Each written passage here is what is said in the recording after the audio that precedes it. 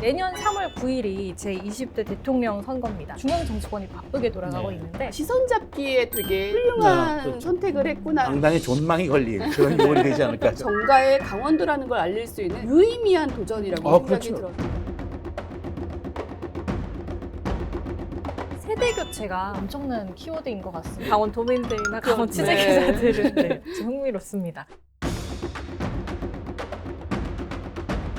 최 지사를 만났어요. 통화도 했는데 알아서 해석하라고. 제가 어떻게 해석하든 틀리지 않을 거.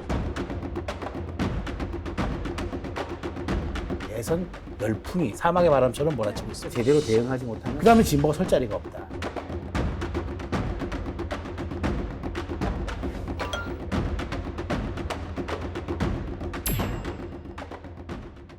강원 기자들과 함께라면 돈의 현안 알기 어렵지 않습니다. 강원 기자회견 시작하겠습니다. 네, 지난번에 저희가 이제 지방선거 얘기를 했는데요. 이번에도 최수영 소장님 그리고 최경 선배님과 함께 돈의 정치권 이슈 이야기해보겠습니다. 내년 3월 9일이 제20대 대통령 선거입니다. 1년도 남지 않아서 지금 중앙 정치권이 바쁘게 돌아가고 네. 있는데 먼저 이 중앙 정치권 최대 이슈 좀 말씀해 주시죠. 그러니까 대선을 1년 앞둔 중앙정치권의 최대 이슈는 무엇이겠습니까? 대선 후보죠. 그렇죠. 대선 후보들이죠. 네. 누가 나가느냐, 상품이 누구냐에 따라서 이제 유권자, 국민의 선택이 달라지니까 지금 각 당은 이제 뭐 여기에 대해 사활을 걸고 있는 건데 사실 조금 이제 이 현상을 놓고 보면 민주당이 좀 빨라요. 왜냐하면 일단 대선 후보 선출을 위한 전당대회가 지금 현행 당원 당규로 하면은 9월에 진행이 돼야 돼요.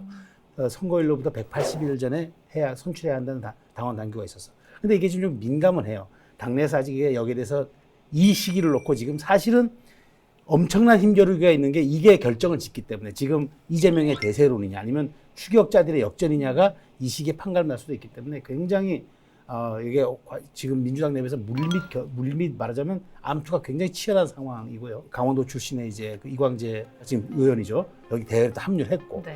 그래서 지금 굉장히 이 여권에서는 지금 당장 사람들 놓고 열기가 뜨거운데 국민의힘은 야당은 이 대선 후보 경선을 관리할 대표를 뽑는 선거가 지금 대단히 뜨겁죠. 이번 달 11일이죠. 이번 달 11일 날 이제 뽑게 되는데 지금 이준석으로 대변되는 이른바 소장파 열풍. 이것이 과연 밑으로부터의 바람이냐 아니면은 잠깐 부는 미풍이냐에 따라서 지금 또 이 정치 지형이 완전히 바뀔 수 있기 때문에 지금 그야말로 중앙 정치권은 각 당이 대선 열풍이 정말로 뜨겁게 사막의 바람처럼 몰아치고 있습니다.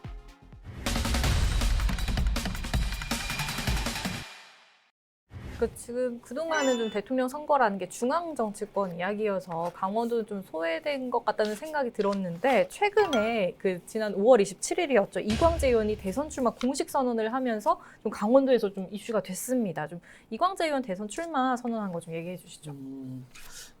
이광재 의원 그날 이제 세계의 미래를 가장 만나는 위대한 대한민국을 만들겠다. 네. 이렇게 슬로건을 걸었는데요. 사람 중심의 정치, 그리고 국민 행복, 과학기술의 진보, 새로운 자본주의, 민주주의를 창출하겠다. 뭐 이런 메시지를 전달했고요.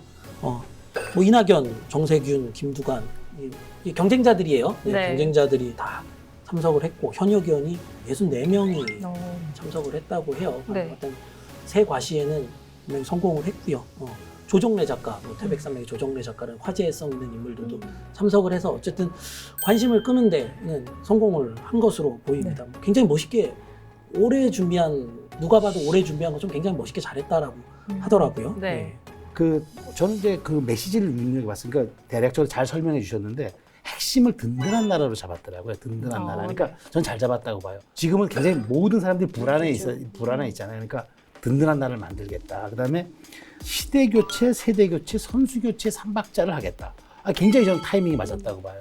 저도 그랬던 것 같아요. 사실 이광재 의원은 이미 오래전부터 저희가 흔히 말하는 잠재되어 있는 대권 주자, 잠룡 뭐 이렇게 그렇죠. 많이 했던 인물 중에 한 명이었잖아요. 네. 이제 뭐 어떻게 보면은 이 사람이라는 분위기가 아니라 할 사람이 그렇죠. 했구나라는 분위기가 더 만연했던 것 같아서 뭐 이거에 대해서는 그렇구나, 역시 예정대로의 행보를 가고 있구나라는 네. 느낌이 들었고, 그리고 저도 딱 이광재 의원 하는 걸 보면서 시선 잡기에 되게 훌륭한 그렇죠. 선택을 했구나라고 생각을 했던 게, 뭐 지금 빅3라고 불리는 후보군들이 있잖아요. 그 같은 당에서도. 그렇죠. 네. 근데 그분들과 좀 다른 정책들을 좀 낸 게 있더라고요. 일단은 뭐 삼성전자 부회장 그렇죠. 이회장 의원 사면론을 좀 거론을 했고 종합부동산세도 좀 이제 음. 완화를 해야 된다라는 이야기들도 했고 네. 이런 것들을 보면서 약간 뭐 정파를 떠나서 아니면은 뭐 시대적인 흐름을 좀 고려한 선택들을 좀 하고 있는 것들이 좀 보였었고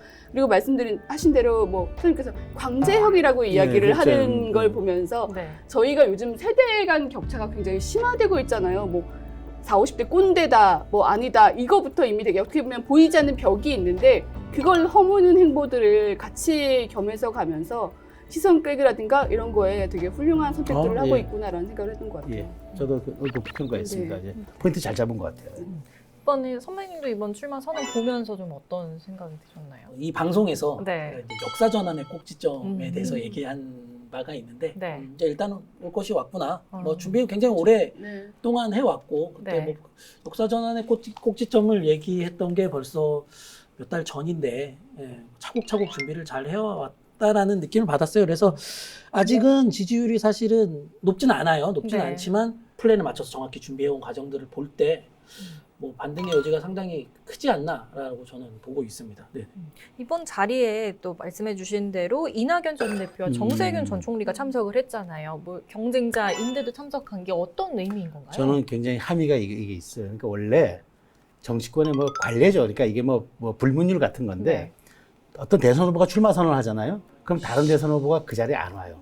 그게 관례예요. 왜? 네. 혹시 이 사람에게 집중된 스포트라이트가 이쪽에 갈 수 있어요.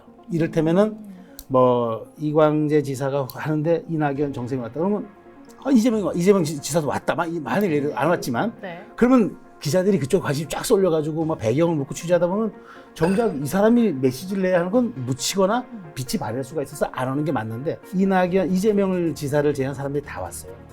정세균, 이낙연 다 왔단 말이에요. 저는 여기서 아하 사전에 조율됐구나라는 약간 느낌을 받았어요. 그러니까 뭐냐면 반이재명 전선의 구축에 이광재 지사가 이제 굉장히 핵심적인 역할을 하겠구나라는 제가 그 감을 받았고 또 하나는 이게 굉장히 또 하나의 이제 말하자면 어쨌든 제가 반 이재명 전선이라고 얘기했지만 이게 이제 1차 투표가 있고 2차 투표가 있을 거 아니에요. 1차 투표 때 컷오프가 된 사람들이 있고 이제 마지막 결선에 올라가더라도 1, 2위 그러니까 어느 후보가 50%라는 당원 단계가 그렇대요.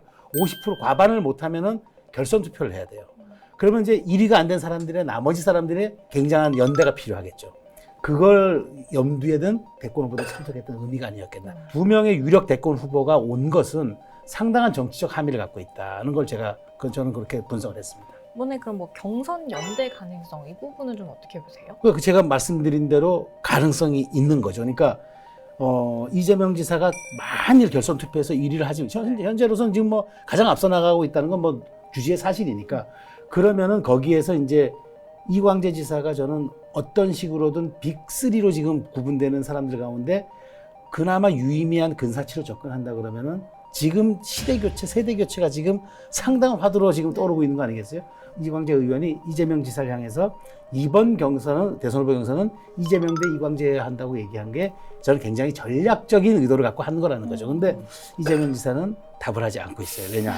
본인이 여기에 말릴 필요가 없을 거라는 생각이 가진 것 같고 자기는 윤석열만 무조건 때리고 있습니다.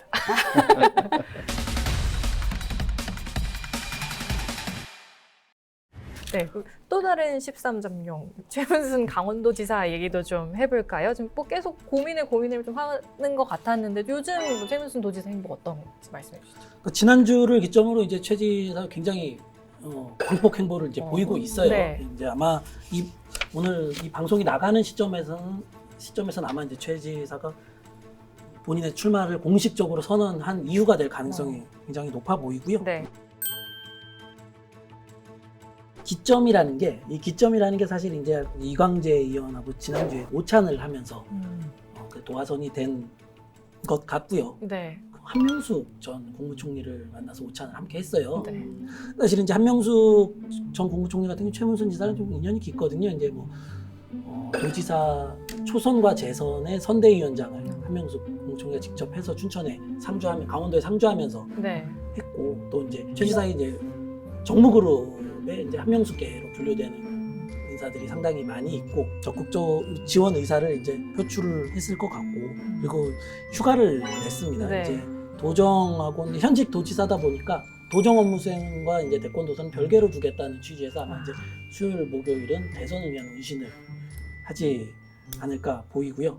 뭐 본격적으로 뛰어든 건 이미 이제 뭐 기정사실화 됐고 공식 선언에서 어떤 메시지를 줄 것인가 뭐 이런 것들은 이제 좀 이번 주에 판가름이 되니까 좀 지켜볼 필요가 있고요. 이벤트들이 이제 계속 있을 것 같아요. 최 지사도. 강원도 같은 경우에 사실 진짜 대통령이 나온다라는 게 거의 희박하다고 그렇죠. 네. 모두가 인지하고 있는 상황. 일단은 인구수가 너무 적고 표심이 네. 적기 때문에 그렇죠. 그랬었고 기존에도 그 원주 출신인 고 최규하 대통령이 유일했던 그렇죠. 상황이었잖아요. 그렇죠. 강원도 같은 네. 경우에는 이미 10대 대통령이었기 때문에 음. 너무 오래전 이야기라서 거론하기조차 의미가 좀 너무 퇴색돼 있을 정도로 그런 차이였는데 2명의 후보군이 있다는 것 자체만으로도 강원도에서는 어떻게 보면 정치계에선 소외받고 변방이다 이거를 일단 좀 허물 수 있는 계기가 될 것 같고 당선이라든가 아니면 뭐 이 여부를 떠나서 정치 지형을 넓힐 수 있는 아니면 정가의 강원도라는 걸 알릴 수 있는 유의미한 도전이라고 생각이 그렇죠. 들어요. 네, 그래서 네. 그것만으로도 되게 큰 의미가 있다고 네. 생각해 볼 수 있을 예. 것 같습니다. 이런 상황에서 좀 도내 야권의 반응은 좀 어떤지도 궁금한데요. 최 기자가 더 잘할 것 같은데. 어려운 건 책이 될 야권 반응이야 뭐 안 좋죠. 네. 잃어버린 도정 10년을 아, 먼저 네. 해명하라라는 네. 이제 성명도 냈고요. 뭐 음. 이제 최 지사 같은 경우에는 사실은 최근에 뭐 어떤 현안들이 없었더라면 아마 이광재 의원보다 공식 출마 선언이 빨랐을 수도 있어요. 근데 뭐 사실은 조금 이제 현안에 발목이 잡혔던 이제 뭐 레고랜드와 컨벤션 센터 같은 경우 이제 도의회를 통과해야 되는 그런 부분도 있었고 그 전에 이제 한중 차이 문화타운 논란도 좀 있었고 그런 것들이 조금 일단락 됐기 때문에 선언을 아마 이제 할 수 있었던 것 같고 뭐 이광재 의원 같은 경우에도 사실 이제 책을 많이 잡더라고 이게 뭐 그렇게 성명서에 보면은 그리고 야권에서는 그 전현직 도지사로서 해명해야 될 것이 우선이 아니냐라는 뭐 반응을 일단은 쏟아내고 있고요. 네. 오찬회동 얘기는 안 하네요. 제가 네, 이게 사실은 재밌는 얘기가 어. 좀 재밌을진 모르겠지만 네, 이게 사실은 이날이 조금 이제 긴박했던 것 같아서 네. 제가 오찬회동 얘기 이제 5.25 구봉산 회동이죠. 5월 20 최지사와 이광재 네, 의원의 구봉산 네. 5월 27일이 이제 이광재 의원의 대선 출마 선언이니까 아마 이제 이광재 의원은 강원도 선수 정리를 이제 교통 정리를 좀 하고 네. 좀 가겠다 뭐 이런 정도 생각을 했던 것 같아요. 근데 이제 결과적으로 좀 당황했을 것 같고요. 뭐 제 취재한 바로는 뭐 식사 자리에서 뭐 나 대선 나갈 거야. 뭐 어떻게 하실 거예요? 뭐 이런 대화가 이제 오고 하지는 않았어요. 뭐 사실 이제 고수들이 이제 내공 싸움 하듯이 그렇죠. 네. 서로 눈치와 드러내지 눈치로 이렇게 하게 됐는데 이제 최 지사 쪽에서는 이제 위기감을 느낀 거예요. 회동을 마친 후에 그 다음 신문 조간에 교통 정리가 된 것으로 나가면 최 지사 같은 경우에는 뭘 시작도 해보지도 못하고. 못하고 실기를 해버리는 네. 그런 상황이 되기 때문에 그날 오전부터 이제 얘기들이 막 나오기 시작합니다. 제가 사실 이제 이날 점심 식사 전에 최 지사를 만났어요. 만나고 네. 또 식사 후에 또 통화도 했는데 서로라는 말이 굉장히 강조했어요. 서로 끌어주고 밀어주자. 라는 취지로 얘기하겠다. 아. 그래서 제가 일방적으로는 아니군요. 라고 얘기하니까 지사가 알아서 해석하라고. 뭐 제가 어떻게 해석하든 틀리지 않을 거라는 네. 메시지를 줬고 결정적으로 후발주자라는 말을 본인이 썼어요. 대화하는 과정에서. 내가 후발주자지만 이라는 표현으로 제가 사실 거기서 감을 잡았는데 네. 후발주자라는 건 이미 결심을 그렇죠. 붙였다는. 그리고 난 다음에 이제 기사가 걷잡을 수 없이 나오게 되면서 네. 이제는 당겨져서 이번 주 중으로 아마 평일에 아마 이루어질 것 같고요. 그런 것들이 그날 점심 자리가 서로의 생각이 어긋났지만 결과를 떠나서 뭐 지켜보는 도민의 입장이나 좀 기사를 쓰는 저 기자의 입장으로서도 뭐 재밌는 일들이 있거든요. 네. 그래서 사실은 기사 쓸 게 많아져서 근데 좋기도 하고요. 그날을 기점으로 해서 이제 아마 굉장히 지금 발빠르게 오고 있지 않나 뭐. 네. 일단은 그렇잖아요. 이게 이미 후보군이 10명 남짓이 되어 있잖아요. 그러면 분명히 경선 전에 그렇죠. 1차 컷오프 컷오프 과정이 과정을 있겠죠. 거쳐야 되는데 이미 뭐 9월 기존대로 9월 정도에 경선을 한다고 하면 컷오프는 6월 당장 돌아오는 뭐 이번 빠르면 뭐 달, 6월, 7월 정도, 7월 가정 같죠. 진짜 얼마 안 남은 예, 예. 시기잖아요. 네. 저는 두 분들 좀 더 오래 끌고 갔으면. 네, 일단 네. 강원도에서 이런 예, 그렇죠. 거, 네. 화두가 된다는 것 그럼요, 자체만으로도 그럼요. 예, 예. 네, 오래 끌고 갔으면 하는 바람. 기사 쓸 것도 많아지고. 그렇죠. 지켜보는 강원 도민들이나 강원 취재 네. 기자들은 네, 좀 흥미롭습니다.